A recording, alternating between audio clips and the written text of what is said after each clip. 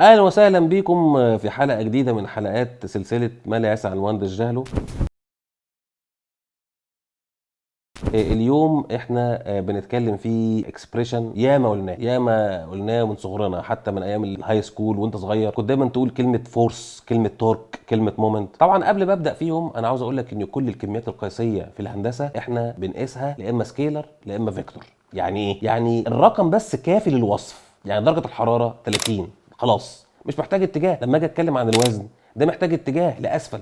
لما اجي اتكلم على سرعه محتاجه اتجاه، سياره بتسير ب 50 كيلو متر في الساعه شرقا، ففي حاجات بتحتاج اتجاه. يبقى لو انا رقم بس دي احنا بنسميها سكيلر، لو بتحتاج رقم واتجاه احنا بنسميها فيكتور. القوه بقى اللي انا جاي اتكلم عنها النهارده بتحتاج ثلاث حاجات: بتحتاج رقم وقيمتها، وبتحتاج اتجاهها، ونقطه تاثيرها. يبقى اول حاجه عرفناها هنا ان القوه ثلاث حاجات: رقم، اتجاه، نقطه تاثير. القوه دي بتعبر عن رقم معين زي الوزن او وات ايفر، ودي بتقاس بالنيوتن او بتقاس بالليبرا لو انت بتتكلم على وحدات الامريكان، وحدات اللي هي البريتش. والقوه بتؤثر عند النقطه. بتيجي منين القوه؟ ممكن تيجي من بادي فورس يعني مغناطيس، وزن.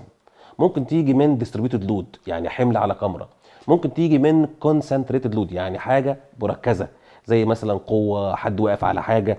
وممكن تيجي من كونتاكت يعني حاجه بتحك مع حاجه. فالفورس هنا انت بتتكلم عن مصادر مختلفه، وبتتكلم عن اليونتس بتاعتها اللي هي النيوتن او الليبرا. الفورس دي لو اتنقلت يعني ما بتاثرش عند النقطه دي، لا دي بتاثر عند نقطه تانية، وانا عاوز اعرف تاثيرها عند النقطه اللي هي الاولانيه دي، فاحنا بنقول عليه ده مومنت، بنقول عليه عزم. فالعزم هو عباره عن ايه؟ قوه في الدراع، او عباره عن قوه في المسافه او القوه في البعد العمودي. ده اللي احنا بنسميه العزم. والعزم ساعات بنسميه بيندنج، ساعات بنسميه تورك، ساعات بنسميه اي اسم، ده اللي هو العزم. والقياس بتاعه بيبقى عباره عن نيوتن متر لانه عباره عن قوه في مسافه. يبقى انا كده قلت القوه وقلت المومنت. خد بالك بقى ان بقيه السكه كلها جايه منهم. يعني مثلا انا قلت مثلا شغل، ورك، برضو عباره عن نيوتن في متر. قلت بعد كده عباره عن انرجي، عباره عن جول اللي هي برضو نيوتن في متر. قلت بعد كده باور اللي هي عباره عن جول على ثانيه، او نيوتن في متر على سكند اللي بيدي وات. فكله خارج من القوه. يبقى لازم اكون انا فاهم القوه عشان افهم كل الحاجات اللي باقيه.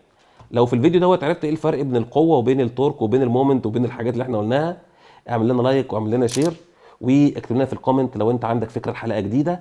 شكرا جزيلا ليكم، واشوفكم في حلقه جديده ان شاء الله.